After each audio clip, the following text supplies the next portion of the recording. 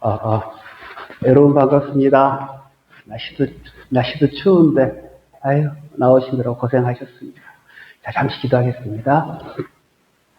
은혜로우신 하나님 감사합니다. 오늘도 아버지의 특별한 은혜를 따라 하나님 귀한 지원으로 나오게 하시고, 또 주의 말씀을 공부할 수 있는 귀한 시간 허락하신 하나님 감사를 드립니다.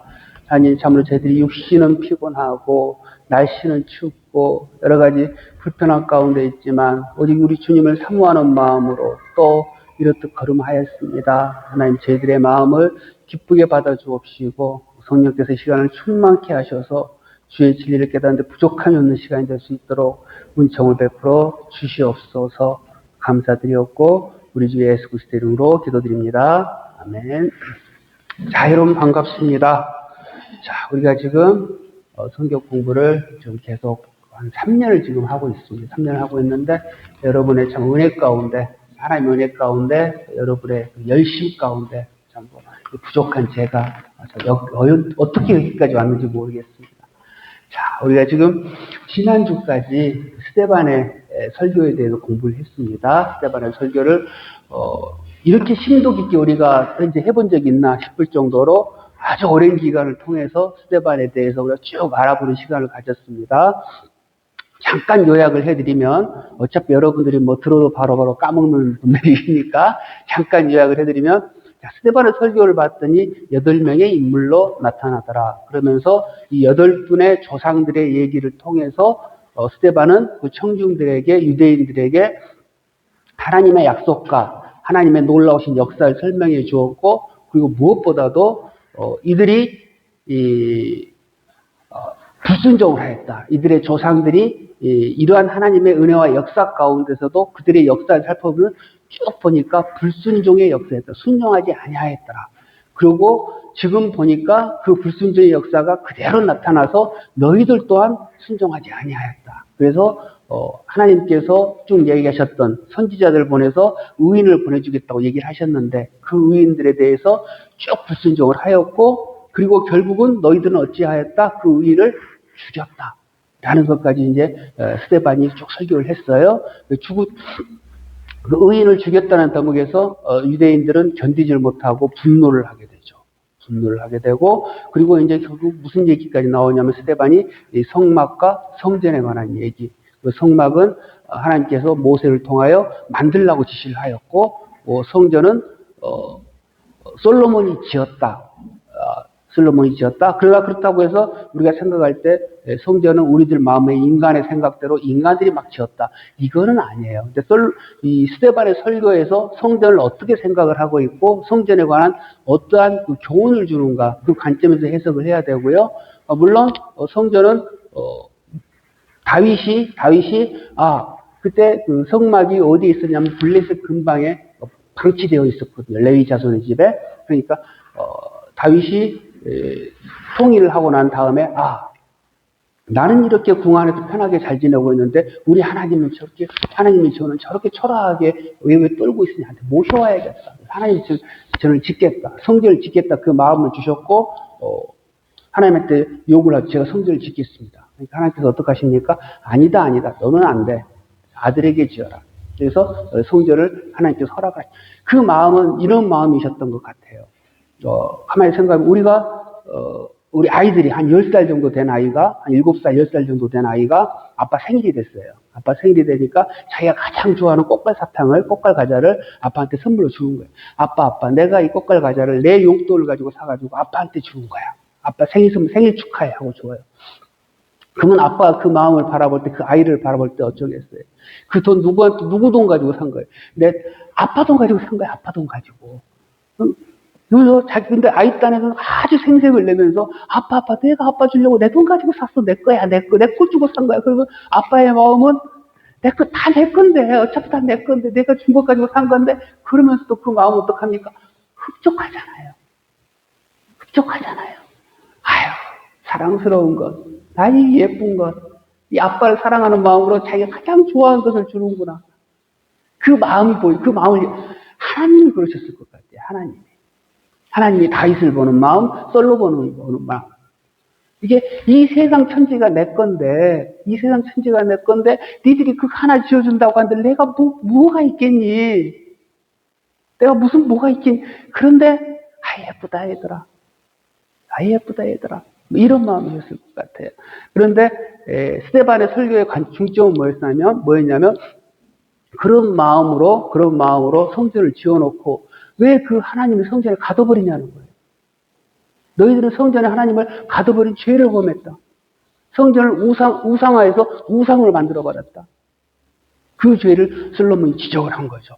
지적을 하니까 유대인들은 더 이상 참지를 못하고 막 분노가 막 끌어올르다 결정적으로 어디서 폭발을 하냐면 하나님께서 너희들이 죽인 그 의인 예수 그리스도가 지금 어디에 있다?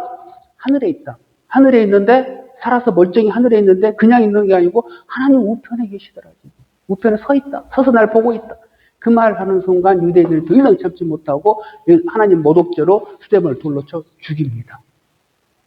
그렇죠? 그리고 돌로 쳐 죽인 스데반은 그러면은 스데반은 왜 하나님께서 그 멀쩡한 스데반을 쳐다보면서 왜 죽도록 놔두셨는가? 거기에 대한 공부를 지난주에 했어요, 우리가. 그래서 우리가 알고 봤더니 스데반은 그냥 죽은 게 아니고 사명을 감당하기 위해서 하나님께서 그 역할을 맡기셨다. 왜? 순교자란 역할을 누가 감당을 해야 되니까. 그 역할, 스데반의 죽음으로 말미암아 두 가지 큰 열매가 나타났죠. 첫 번째 열매는 뭐였냐면 하나님께서 뜻하셨던 세계의 복음화, 하나님 나라의 확장, 이 박해를 통해서 나타나는 결과가 나타났고요. 첫 번째는 하나님 나라 확장.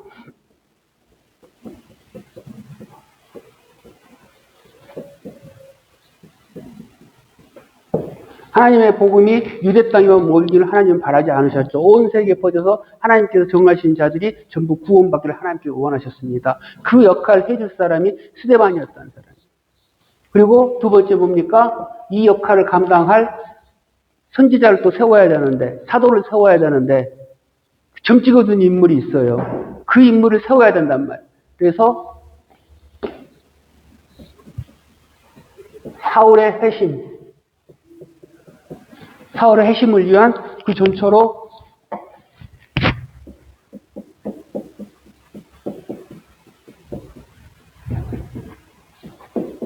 스데반의 스데반의 죽음이라는 게 필요했고 이 역할을 스데반에게 맡기셨다라는 것까지 사실은 지난주에 저희들이 했습니다. 그리고 지난주 저희들이 이 공부의 마지막으로 또 날카로운 질문이 또 훅 들어왔죠. 그러면은 우리가 쭉 생각하고 있던 스데반의 역할과 스데반의 삶을 보니까 그러면 스데반의 삶이 더 가치가 있는 것이냐? 그토록 우리가 하나님께 지혜를 구하고 부와 명예를 누렸던 솔로몬의 삶이 더 가치가 있는 것이냐라는 질문이 훅 들어왔어요. 대단히 좋은 질문이었어요. 대단히 좋은 질문이었고 어떤 신학적인 논쟁이 필요한 질문이었고 또 우리들의 신앙을 돌이켜볼 수 있는 질문이었어요.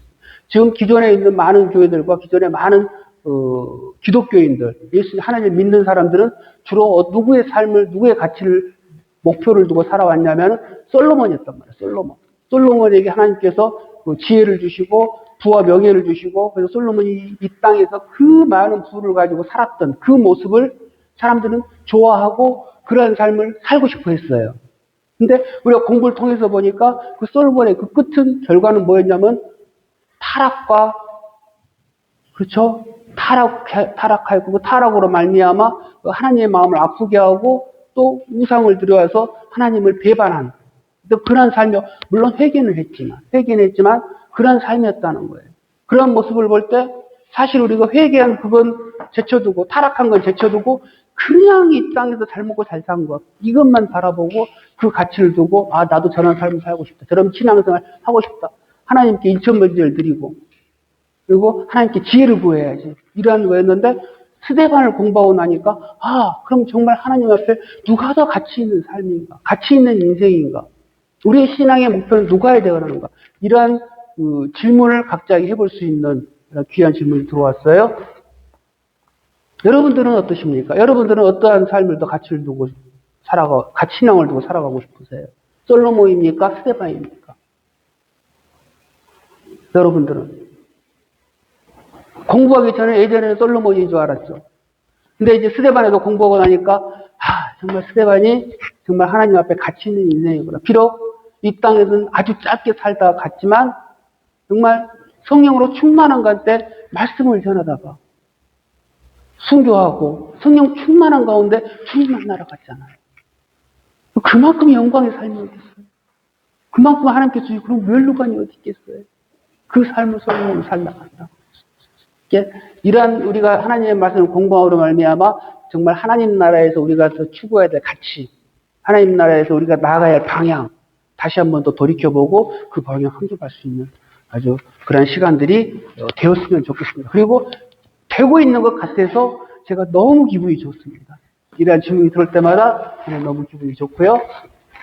자, 오늘은 이제 그러므로 말미암아 이제 스데반의 죽음으로 말미암아 이제 이 땅에는 어떠한 일이 벌어지고 있는가라는 것을 이제 들어갈 거예요.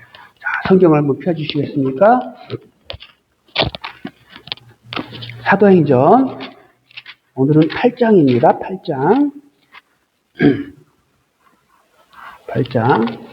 8장을 펴주시고요. 제가 1절 읽고 2절 여러분들이 읽고 3절 제가 읽고 4절 여러분들이 읽고 여기까지 이렇게 하겠습니다. 자, 1절 제가 먼저 읽겠습니다. 사울이 그의 죽임은 당함을 마땅히 여기더라. 그날에 예루살렘에 있는 교회에 큰 핍박이 나서 사도 외에는 다 유대와 사마리아와 모든 땅으로 흩어지니라.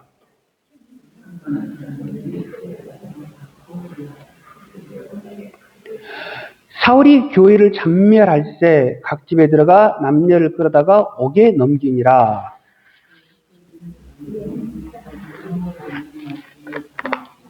네, 여기까지입니다. 자, 교회는 이렇게 해서 이제 흩어지게 됩니다. 1장에서 7장까지 우리가 공부를 했는데요. 1장에서 7장까지는 사도행전 1장에서 7장까지는 무엇을 얘기를 하고 있냐면 하나님 나라의 교회가 어떻게 만들어졌는가 라는 것을 쭉 얘기를 해주세요. 하나님 나라의 교회의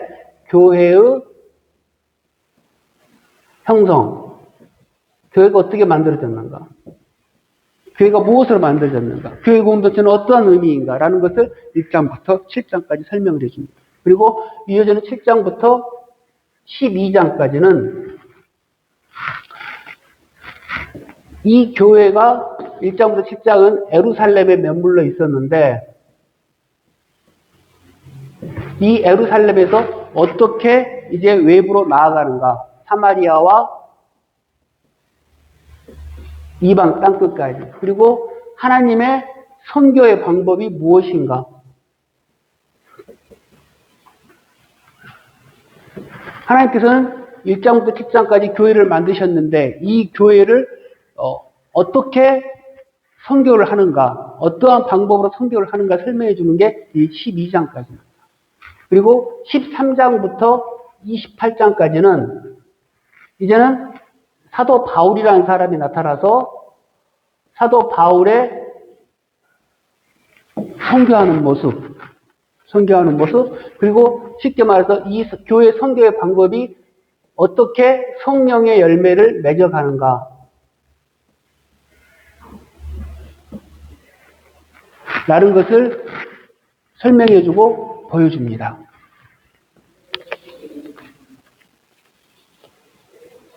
그렇죠? 13장부터 28장까지 사도 바울의 얘기가 쭉 나와요. 사도 바울이 어떤 행적들을 쭉 기록하면서 하나님께서는 어떻게 성령의 열매를 맺어가고 만들어 가시는가라는 것을 보여주기 시작을 합니다. 스데반의 죽음의 결과로 예루살렘에는 그리스도인들이 큰 박해가 이제 시작이 됩니다. 큰 박해가 시작이 돼요. 큰 박해 시작이 되는데, 자, 2절을 보면 경건한 사람들이 스데반을 장사하고 위하여 크게 울더라 라고 나옵니다. 크게 울더라. 자, 스데반은 무슨 제목으로 죽었습니까? 무슨 제목으로? 하나님을 모독한 제목. 신성 제목. 하나님을 모독했다는 신성 모독. 이거는 돌에 맞아 죽는 거예요. 모세 때부터 율법이 그래요. 모세 때부터 율법이 하나님의 모독하는 죄는 돌에 맞아 죽게 돼 있어요. 신성 모독으로. 그러면은 장례식 때 모여서 그 사람하고 같이 슬피 우는 자들은 가족과 같은 자들이에요. 가족과 같은 자들. 가족 같은 자들. 그러면은 스데반이 죽었는데 거기에 모여서 함께 우는 자들은 쉽게 말해서 신성모독을 한 공범들이라는 거예요. 공범들. 범죄자들하고 같은 공범들이라는 거예요. 그러니까 지금 눈 시뻘겋게 뜨고 유대인들이 그리스도인들을 잡아 죽이고 박해하고 때리고 이 상황에서 여기서 모여서 스데반의 집에서 같이 운다는 것은 결국 뭡니까? 나도 스데반과 같은 한패다. 같은 사람이다. 라고 밝히는 거예요. 밝히는 거. 그건 정말 목숨을 걸고 하지 않으면 할 수가 없는 거죠.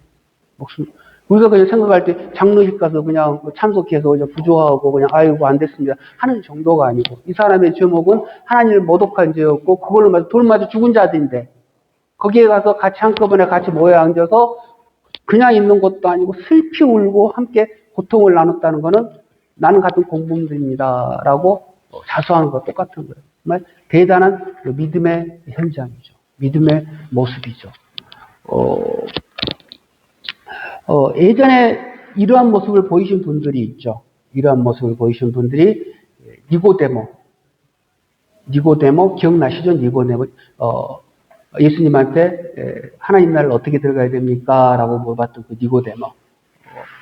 예루살렘 공의회 회원님과 동시에 유명한 랍비였던 니고데모가 예수님께 물어보죠. 하나님 나라 어떻게 들어가야 됩니까?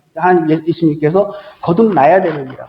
그러니까 니고데모 어떻게 합니까? 아니 어떻게 어머니 뱃속으로 다 큰 사람이 들어갑니까? 라고 질문했던 지금 우리가 생각했던 어처구니 질문이었지만 그 당시 랍비였던 학식이 뛰어난 니고데모에게는 엄청난 충격이었고 심각한 문제고 심각한 질문이었죠.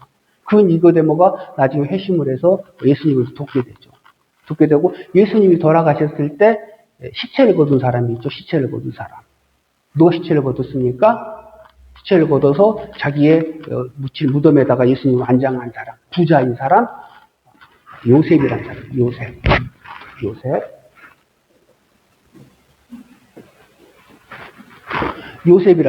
요셉이라는 사람이 예수님의 시체를 달라. 그러니까 예수님도 쉽게 말해서 신성모독죄로 십자가에 가장 저주받은 자로 달려 죽으셨거든요. 유대인들이 쉽게 말해서 죽어 마땅한 자라서 죽였는데 이 시체를 달라고 하는 건 대단한 용기야. 시체를 달라고 그랬고 가져온 시체에다가 몰약과 향유를 몸에 바르고 가져와서 몸에 바른 사람이 니고데모. 요한복음 19장에 나옵니다. 요한복음 19장 38절 39절 사이에 아마 나올 거예요. 관심 있으신 분은 나중에 찾아보시고요. 아무튼 이 요셉과 니고데모가 눈 시뻘겋게 뜨고 있는 유대인들이 눈 시뻘겋게 뜨고 그 현장에서 예수님의 시신을 달라고 그러고 예수님의 시신에다가 자기들이 몰약과 향품으로 바르는 이러한 일을 하죠. 이러한 것들은 쉽게 말해서 대단한 용기가 필요했던 거죠. 자기가 가지고 있던 모든 편안함, 안락한 미래 이런 것들을 포기한 행위. 그냥 일반적으로 가져왔던 시체를 가져왔다는 게 아니에요. 지금 스데반의 죽음에 참여했던 이 경건한 자들 또한 이러한 자들이죠. 그냥 조용히 숨지고 있어야 마땅한 상황에 자기가 자신을 드러내고 나는 스데반과 똑같은 자들입니다. 라고 하면서 슬피 울고 장사를 지내셨던 그런. 예전에 어떤 목사님이 이제 간증을 하시는데 이런 얘기를 하시더라고요. 자기가 전도사 때 어떤 자기가 데리고 있는 대학생 중에 이제 부회장인데 졸업을 하게 돼서 졸업식을 가게 됐대요. 다른 친구들 같으면 자기가 좀 하겠는데 학생의 부회장이었고 이러니까 자기가 좀 더 관심을 가지게 되었고 졸업식에 참석을 해서 축하한다. 그리고 같이 사진도 찍고 이렇게 했는데 이제 그 또래 친구 중에 하나가 얼렁얼렁 오더래요. 같이 친구한테 하면서 이제 친구한테 졸업 축하한다 막 이러면서 이제 전도사님 계시니까 양복 다 입고 계시니까 누구셔? 그러니까 그 친구한테 있어 하고 말더래요. 그러니까는 이제 전도사님 무안할 거 아니에요. 그래서 자기가 이제 직접 소개를 했대. 저는 이 청년이 다니는 어느 교회 전도사입니다. 라고 했더니 그 친구가 눈이 동그래져가지고 그 친구를 딱 보더니 야, 너 교회 다녔냐?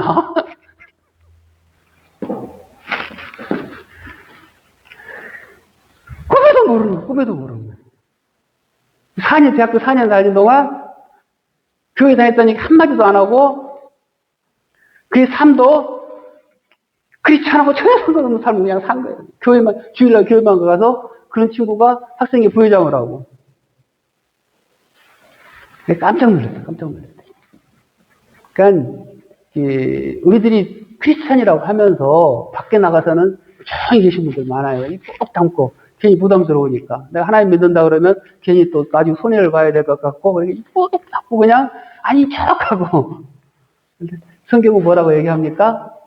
표를 내래. 자기가 확정을 하래요. 나는 크리스찬입니다. 그래서 공표를 하래요. 방금 이 경건한 자들과 같이. 전혀 자기가 크리스찬이라고 말할 수 없는 상황 가운데서 나는 스데반의 복음을 받아들이는 같은 복음의 동반자입니다. 라고 슬피 울었던 그런 모습처럼. 그래서 식사기도 일반적으로 식사기도 같은 경우도 하시는 게 좋아요. 하시는 게 사람들 앞에서 친구들 앞에서도 당당하게 막 식사기도 하시고 밥 먹고 뭐 그렇게 하셔야 되는데 뭐 안 믿는 사람도 있으니까 나도 뭐 기도 안 하고 대충 뭐 똑같잖아요. 그러니까 또 식사기도 또 주일날 되면은 또 이렇게 딱 성지충 옆에 끼고 요즘은 다들 이제 핸드폰이나 뭐 있으시니까 하지만 가급적이면 이렇게 켜잖아요. 이렇게 어떻게 그게 보면은 나는 주일날 성지충 들고 가방 들고 나는 간다. 뭐 심지어 뭐 부부싸움 막 하더라도 실컷 하더라도 주일날은 우리는 주일날 주님께 안식하라고 해서 부부싸움 하지 말자. 안식하자. 그리고 교회 딱 나와서 기도하고 옆에 사람들 야 쟤네들은 그렇게 죽을 똥살똥 싸워도 야 그래도 크리스찬이라 주일날은 부부싸움 안 하더라. 안식하더라. 이런 것처럼 이렇게 주일날은 항상 우리가 표를 내야 돼요. 우리가 크리스찬이라는 것을 세상에 알려야 된다라는 걸 했었고요. 자, 그리고 잠깐 이제 그 장례 얘기가 나왔으니까 유대인의 장례에 대해서 잠깐만 알아보고 갈게요. 유대인의 장례에 대해서 유대인들은 장례를 치를 때 당일날 시체를 매장해야 된다고 합니다. 당일날 시체를 매장해야 되고 왜냐하면 그 하루가 넘어가면은 그 지옥 풍토상 시체가 썩어버리고 냄새가 나기 때문에 바로 당일날 매장하는 것을 하고요. 그리고 죽은 다음에 7일간의 애도기간 있어요. 애도기간. 7일 동안. 슬퍼하는 기간. 자기 가족과 또 위에 친지들을 모아서 슬퍼하는 기간. 이 기간 동안에 예수님께서 죽은 지 사흘 된 나사로를 만나러 오시는 기간이 이 애도 기간이었습니다. 그래서 친구들도 모이고 친지들도 모이는 이때는 유족들이 음식을 나눠주고 그래서 애도 기간. 이 애도 기간 끝나면은 30일 동안 추도 기간.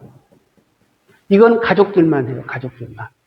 가족들만 이 30일 동안 어떤 그 결혼식이나 성년식 이런 데 참여하지 않고 즐거운 음악이나 이런 것에 참여하지 않고 고인을 추도하는 추도 기간. 이거 가족들만.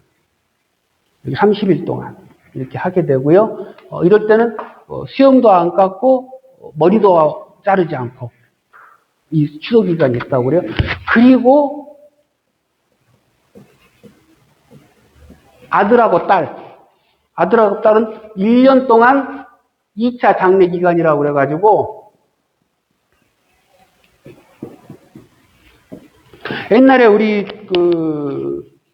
큰아들은 부모님 돌아가시고 3년상 지낸다고 그러잖아요. 3년상. 그래서 부모님 묘 옆에 초막을 짓고 3년 동안 있다 오고 3년상 지낸다고 그러잖아요. 그런 식으로 1년 동안 아들과 딸은 어떤 그 즐거운 모임이나 결혼식 이런 데 참여하지 않고 지내는 기간. 1년이라고 그래요. 1년 동안. 간단히 이건 참고로 알아두시라고 장례 얘기가 나왔으니까 잠깐 해드리는 거예요. 그러니까 예수님께서 그런 성경 해석자들 중에서는 예수님께서 제자들 조건을 얘기할 때 나랑 가자 그러더니 아버지 장례를 지내야 돼요 했던 제자가 하나 있었잖아요. 그래서 예수님께서 야 죽은 자의 장례를 죽은 자에 맡기고 너는 날 따라와라. 이렇게 말씀하시는데 그 기간이 아마 2차 장례 기간이었을 것이다. 그렇게 추측을 하고 있습니다. 그냥 뭐 죽은 뒤에 바로 그냥 뭐 하는 게 아니고 2차 장례 기간 동안이니까 이거는 맡기고 가도 된다. 얘기하셨던 걸로 얘기를 하고요. 아무튼 이거는 뭐 참고로만 알아두시고 이런 식으로 해서 사도 바울 예루살렘 교회는 극심한 박해를 통해서 모두 흩어지게 됩니다. 그 흩어지는 과정에 첫 번째 인물이 누구로 나오냐면은 사울이라고 나와요. 사울 그렇죠? 이걸 주도한 자가 사울이다. 1절을 보면 사울이 그의 죽임 당함을 마땅히 여기더라 라고 나옵니다. 마땅히 여기더라는 그냥 뭐 우리가 생각하는 것처럼 쟤는 죽어도 싼 인간이야 이 정도가 아니고 자기가 어떤 종교적 신념을 가지고 확신을 가지고 저런 인간들은 당연히 죽는 게 너무나 당연한 거야 라는 마음을 가지고 그리고 그 죽임에 대한 주도적 역할을 했다. 우리가 앞에서 살펴보았죠. 사람들이 돌을 던질 때 곁옷을 누구의 발 밑에 두었습니까? 사울의 발 밑에 두었죠. 사울의 발 밑에 두었다는 것은 그 예전에 사람들이 자기의 돈을 사도의 발 밑에 두었듯이 발 밑에 두었다는 의미는 그 사람을 우리의 리더로 인정한다. 우리가 리더에게 가장 믿을 만한 자다라는 것을 인정하는 그런 행위라고 했죠. 그럴 때 사울이 어떤 그러한 자였고 리더였고 그 인정을 받았고 그래서 크리스찬들 죽이는데 앞장서고 주도적인 역할을 했다. 그래서 그 모습이 어떠하였나를 살펴보니까 자 3절을 한번 살펴보면요. 3절 8장 3절 사울이 교회를 잔멸할 때 각 집에 들어가 남녀를 끌어다가 옥에 넘기니라 라고 나옵니다. 잔멸한다고 나옵니다. 잔멸. 이게 잔멸은 우리가 어떻게 이해를 하시면 되냐면요. 산돼지가 멧돼지가 포도원에 침입을 해서 탱글탱글 지금 연그러는 포도 있잖아요. 포도를 막 짓이기고 무식한 입과 거친 발로 막 짓이기고 물어뜯고 막 거칠게 아주 포악스럽게 하는 장면. 그 장면을 연상을 하시면 돼요. 그게 잔멸할세예요. 그러니까 포도를 막 휘저어버려. 멧돼지가 그 큰 등치와 그 무식한 입과 거친 발을 가지고 포도를 짓이기고 물어뜯고 막 엉망이 되겠죠. 엉망이 난장판이 되겠죠. 그 멧돼지의 모습은 어떻겠습니까? 그 입에는 포도가 이렇게 시뻘건 포도처럼 마치 피가 이렇게 낭자한 것처럼 그렇죠? 피가 이렇게 막 번진 것처럼 그 발도 발목까지 막 피가 번진 것처럼 시뻘겋고 무섭고 그러한 모습으로 살기 등등해서 크리스찬들을 잔멸할 때 막 거칠게 다루고 박해했다라는 거고요. 자, 스데반의 죽음은 바로 이런 그리스도인들의 박해를 불러왔고 그 박해의 주동자로 사울이 선정이 되어서 사울이 주도자 역할을 하게 됩니다. 자, 그런데 우리가 눈여겨봐야 될 게 사울은 자기가 이렇게 스데반을 막 죽이고 그리고 스데반을 다른 자들 막 죽이는데 이 자기가 죽인 자가 전한 복음을 자기가 전할 거라고 꿈에라도 상상을 했겠어요? 아마 상상을 못했을 거예요. 그렇죠? 죽은 스데반도 자기가 죽으면서 나를 죽일 때 저 책임자였던 저 사울주한 저 청년이 나의 뒤를 이어서 내가 전한 이 복음을 전할 거다. 아마 상상도 못했을 거예요. 상상도. 청중들은 더 말할 나이도 없었고. 그렇죠? 오직 누구만 알고 계셨을 것 같아요. 하나님. 우리가 이런 모습을 보면서 우리가 기독교인으로서, 물론 기독교인 아닌 자들도 마찬가지지만 우리가 크리스찬으로서 우리 인생을 살아갈 때 한 걸음 한 걸음 뛸 때 이 걸음들이 이해가 되고 해석이 되고 납득이 되고 설명이 되어서 가진 않잖아요. 그런 사람 한 명도 없는 것 같아요. 내가 정말 내 가는 길이 어떠한 길이고 어떠한 모습이고 뭐다라는 것을 다 이해하고 다 정말 설명이 되어지고 내가 정말 딱 이게 납득이 되어지고 가는 자들은 사실은 거의 없는 것 같아요. 근데 어느 순간 내가 이 길을 걸어왔고 살아오고 어느 정도 세월이 흐르다 보니까 이게 하나님의 섭리였구나. 하나님이 간섭하심이었구나. 라는 것을 깨닫게 되죠. 깨닫게 되죠. 그렇죠? 우리는 우리 인생의 앞길을 전혀 다 알고 가지는 않는 것 같아요. 알고 가지는 않고 그냥 그 앞에 있는 현실, 눈앞에 있는 현실을 한 번 살아가다 봤는데 우리 크리스찬들은 그래서 그 뒤에 나올 수 있는 고백이 뭐냐면 그런데 나는 이렇게 이게 맞는 길이라고 했는데 잘못된 길이었고 잘못된 길이라고 했는데 이 가운데서도 내가 가만히 살펴보니까 하나님께서 개입하지 않는 발걸음이 한 번도 없었구나라는 것을 사실은 고백할 수밖에 없게 돼요. 우리 크리스찬들은. 여러분들도 저보다 연배들도 더 오래되시고 인생을 더 많이 살아오신 분들이시고 저보다 신앙생활을 더 오래 하신 분들이시니까 더 많이 그런 것을 깨달으실 거예요. 그래서 우리가 비가 오잖아요. 비가 오는데 어느 구름에 비가 내릴지를 몰라요. 우리들은 그런 존재들이에요. 알 수가 없고 오직 하나님, 이게 신비인 거죠. 이게 신비. 오직 하나님만이 알고 계시고 하나님만이 이해하고 계시고 하나님만이 우리를 인도하고 계신다는 거.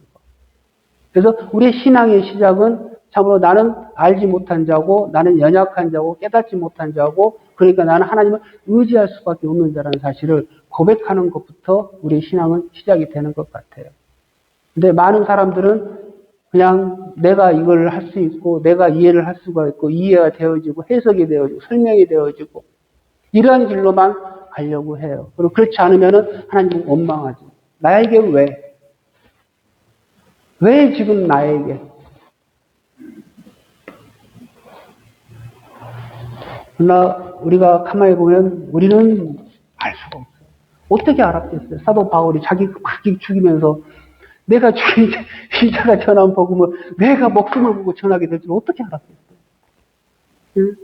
스데반도 자기가 죽으면서 저들을 용서해 주옵소서라고 기도를 하고 참 천사와 같은 모습으로 올라가는 것 같지만 죽었지만 내가 전한 이 복음을 저 젊은 청년, 저 사울이라는 청년이 나를 죽일 때 앞장섰는데 저 사람이 이제 나를 위해서 이 복음을 전할 거야. 누가 알았겠어요?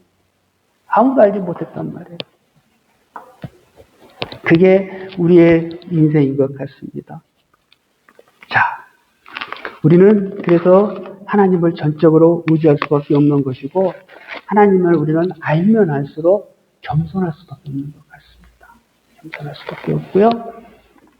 자, 이러한 모습을 통해서 교회는 흩어지게 됩니다. 교회는 흩어지게 되는데 많은 분들이 이제 이렇게 얘기를 하세요. 많은 분들이 하나님의 교회가 이렇게 형성이 됐고 사도행전 1장 8절에 하나님께서 얘기하시죠. 너희는 성령을 받고 권능을 받아서 어떡합니까? 예루살렘과 유다와 사마리아와 땅끝까지 내 복음을 전하라. 이렇게 했는데 이 사람들이 움직이질 않았단 말이에요. 여기가 좋습니다. 너무나 좋습니다. 이 천국 같습니다. 하고 모여 있었단 말이에요. 그래서 하나님께서 이들을 심판하셔서 진노하셔서 이들에게 심판을 내리시고 그 결과로 흩어졌다. 얘기를 합니다. 일견은 맞습니다. 일견은 맞는데 저희들이 사도행전을 쭉 공부를 해봤잖아요. 사도행전을 쭉 공부를 해봤으니까 이제 어느 정도 이제 조금 이해가 되시는데 제 개인적인 생각은 그렇습니다. 때가 되었다. 때가 되어서 그때 하나님께서 흩으신 거다. 라고 보여집니다. 물론 박해라는 방법을 쓰셨지만 처음에 그냥 권능을 받고 그냥 막 흩어졌으면 사실은 뭐가 뭔지를 모르고 이렇게 막 전했을 거예요. 제대로 된 것. 그러나 하나님의 공동체가 형성이 되고 공동체 형성이 된 후에 어떻겠습니까? 사람들이 은혜를 받고 서로 가지고 있는 내게 아니라는 것을 고백을 하게 되고 사도의 발밑에 자기 것을 팔아서 놓게 되고 그러면서 가난하고 배고프고 아프고 슬픈 자들 위로해주고 가난한 자, 아픈 자, 슬픈 자 하나 없는 그런 천국의 모습, 그런 공동체의 모습을 서로가 만들어 나갔어요. 그래서 교회는 이러한 모습이구나. 우리가 이런 걸 실현내고 있구나. 이런 뿌듯함이 있었어요. 그렇죠? 그러면서 사도들은 이적을 행하고 고친 자, 아픈 자들이 치유가 되고 안전뱅이가 일어나고 이런 모습을 통해서 천국의 모습은 이처럼 불완전한 것들이 전부 다 사라지고 완전함으로 다 다 이루어지는 정말 좋은 곳이구나라는 것들을 깨달았어요. 그러나 그럼에도 불구하고 아나니아와 삽비라는 사건을 통해서 그럼에도 불구하고 이 천국 공동체에도 어떤 재물이라는, 돈이라는 이러한 것들이 우리를 지배하기 위해서 집요하게 공격을 하고 하나님께서는 이걸 전적으로 거부하시는구나. 하나님의 거룩한 교회는 돈으로 세워지는 것이 아니고 물질로 세워지는 것이 아니고 명예로 세워지는 것이 아니고 오직 예수 그리스도의 말씀으로 오직 예수 그리스도로만 세워져야 되는구나라는 것을 깨달았어요. 그렇죠? 이 지나온 과정을 자기네들이 지켜보면서 이 기간이 오래되지 않았어요. 한 1년? 예수님 돌아가신 1년 정도 1장부터 7장까지 기간이. 많아야 2년. 짧은 기한이었지만 그런 모습들을 그 교회가 만들어 나갔어요. 그런데 이 천국 같은 교회가 쭉 성장하고 발전하고 번창하고 막 사람들이 몰려들고 사같이 기뻐하는 게 아니라 분열이 생기기 시작하더라는 거예요. 분열이. 갈등이 있더라는 거예요. 헬라파보다도 작은, 히브리파보다 더 작은 헬라파에서 과부들이 어찌어찌한 연유로 그들이 소외가 되고 받아야 될 물건들이 구제해서 소외가 되고 이런 말미암아 그들이 불만이 쌓이기 시작을 하고 갈등이 생겼단 말이에요. 갈등이 생기니까 사도들은 우리가 말씀과 기도에만 전념해야겠다. 말씀과 기도로 다시 돌아가는 그런 회복해야 되는 그런 자리로 들어가고 또 교회는 어떠한 모습을 보입니까? 숫자 많은 히브리파가 양보하고 섬기는 모습을 보입니다. 그래, 너희들이 지금 불만을 가지고 너희들이 지금 가지고 있는 이 문제 너희들이 해결해라. 그러면서 교회의 정권을 헬라파에게 넘겨줘 버려요. 집사들을 헬라파 집사들로 채워버립니다. 숫자가 훨씬 많은데도 불구하고 전적으로 양보하고 섬겨버려요. 그러면서 이 사람들은 교회에서 배우는 거죠. 교회라는 것은 강한 자가 이기고 숫자 많은 자의 목소리가 크고 그들을 통해서 이끌고 리드해 나가는 게 아니고 작은 자라 할지라도 불만과 불평이 있으면 안 되고 그 불만과 불평을 작은 자를 위해서 서로 큰 자들이 양보를 해서 오히려 섬겨주는 것이구나 라는 것을 배웁니다. 그러면서 그들은 헬라파 집사들이 지도자가 되어서 하나님 나라를 어떻게 경영을 하고 어떻게 이끌어 나가는 것을 배우게 되죠.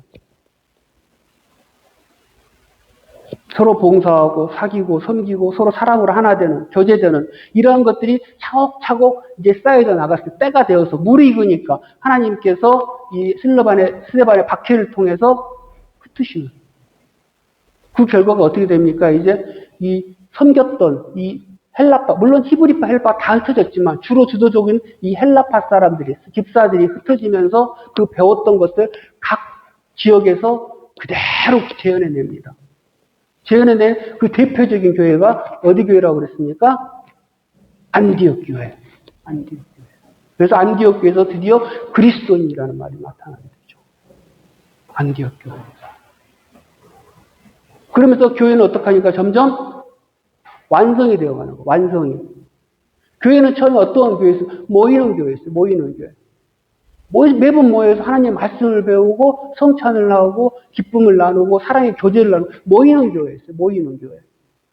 근데 이 모이는 교회에서 말씀을 배우고 이게 충만해지자 어떠한 교회로 다시 나누게 됩니까? 흩어져 선교하는 교회가 됩니다. 흩어져 선교하는. 그러니까 교회라는 것은 모이기만 해서 우리끼리 좋습니다 하고 모이기만 하는 교회가 아니고 이 모임을 통해서 정말 교회가 어떤지 그리고 교회의 또 봉사라든가 교회 행정이라든가 이런 것들 통해서 정말 교회는 어떠한 모습이어야 되는지를 보고 깨닫고 더 하나님 나라를 소망하게 되고 이 소망했던 것들을 흩어져서 전해야 되는 거예요. 내가 배운 그리스도가 이거고 내가 배운 주님이 이거고 주께서 나에게 은혜를 주셨으니까 내가 당신들에게도 이 은혜를 나눠주고 싶다. 이 은혜를 당신에게 전해줘야겠다. 이 사랑을 나만 알고 있을 수가 없다. 이런 사람을 흩어지고 전해주고. 그래서 진정한 교회가 완성이 되는 거죠. 그러니까 교회는 모이기만 해서도 안 돼요. 모여야 돼, 일단은. 처음에는 모여야 돼요. 모여서 알아야 돼요. 전혀 알지 못한 상태에서 그냥 성령 받았다고 무조건 들추 나와가지고 그냥 의뢰 받았으니까 주여 예수 천당 불신 지옥 하면 쫓아다니는 게 아니고 교회가 어떠한 모습인지를 차근차근 배워나가고 깨달아 나가고 자기가 어느 정도 됐을 때 흩어짐으로 말미암아 이걸 전해야죠. 하나님, 정말 하나님 때, 그러니까 성경 공부하면 공부할수록 하나님의 앞에 겸손할 수밖에 없는, 겸손할 수가. 하나님 때 하나님께서 이렇게 역사를 하시는구나. 아, 이거구나. 교회의 모습이 이거구나. 모여서 배우고, 나누고, 섬기고, 그러면서 점점 그리스도를 본받아가고, 그러면서 이 본받아간 나의 그리스도를 흩어져서 전하고, 이러한 데까지 나아가야 온전한 교회가 돼요. 그래서 하나님께서 결국 온전한 교회를 만드셨다. 그래서 이게 예루살렘 교회는 모여서 서로 나누고 이런 데까지는 좋았어요. 그러나 이제 그 부분 부족했던 것을 안디옥 교회가 이제 형성을 해서 안디옥 교회가 그리스도이라는 이름을 따서 본받고 또 세계를 향하여 선교를 하는, 감당하는 그런 귀한 교회가 되어지게 되는 거죠. 하나님의 역사는 우리가 성경을 배우면서 하나님에 대해서 알게 되고 하나님의 그 경륜과 섭리와 이런 것들을 계속 우리는 깨달고 알고 더욱더 우리는 계속 겸손해지고 더욱더 하나님 앞에 숙이고 또 감사가 넘치는 삶을 살 수가 있게 되는 거죠. 이 하나님께서 나의 아버지가 돼요. 이처럼 놀라운 일을 행하신 그 하나님께서 지금도 나를 돌보아주고 계시는데 무엇이 두렵고 무엇이 우리를 방해할 게 있겠습니까? 자, 질문 있으십니까? 자, 없으시면 오늘 여기까지 하겠습니다. 자, 감사합니다. 아버지 감사합니다. 오늘도 주의 은혜를 따라 또 귀한 말씀을 저희들이 나눴습니다. 정말 하나님께서는 하나님의 때 하나님께서 역사하시는 그 귀한 모습을 하나님 저희들이 또 공부합니다. 하나님 참으로 저희 교회가 그러한 교회가 되길 원합니다. 일단 저희들이 그러한 모습이 되길 원합니다. 참으로 하나님 앞에 저희들 하나님을 배우고 깨달아서 참으로 하나님께 충성하는, 섬기는 이러한 저희들의 모습이 되게 하시고 이러한 것들이 어느 정도 찼을 때 이러한 귀한 하나님의 은혜를 저희들이 나누는 그러한 모습이 되길 원합니다. 그 길로 하나님께서 반드시 인도해 주실 것을 믿습니다. 그리고 또한 저희들이 소망하고 천국에 소망하고 하나님 나라에 분명히 확실히 저희들을 불러 주실 것을 믿습니다. 그 아버지를 찬양하고 감사드리오며 거룩하신 우리 주 예수 그리스도 이름으로 기도드립니다. 아멘. 자, 주기도로 마치겠습니다. 하늘에 계신 우리 아버지여, 이름이 거룩히 여김을 받으시오며 나라의 마옵시며 뜻이 하늘에서 이룬 것 같이 땅에서도 이루어집니다. 오늘날 우리에게 일용할 양식을 주옵시고 우리가 우리에게 죄 지은 자를 사하여 준 것 같이 우리의 죄를 사하여 주옵시고 우리를 시험에 들게 하지 마옵시며 다만 악에서 구하옵소서. 대개 나라와 권세와 영광이 아버지께 영원히 있사옵나이다. 아멘. 감사합니다. 자, 광고 말씀드리겠습니다. 제가 여러 가지로 좀 지치고 힘든 게 많아가지고 힘들고 또 기도할 게 좀 있어서 이게 좀 쉬려고 했거든요. 성경 공부를 지난주에 예고 드렸듯이. 그랬는데 또 토의를 해보니 또 하는 성경 공부를 계속 했으면 좋겠다. 그래서 또 제가 또 용기를 내서 또 그냥 계속 하기로 했습니다. 여러분들께서는 계속 저를 위해서 기도해 주시고 계속 이렇게 참석해 주셨으면 감사하겠습니다. 아멘. 기사님.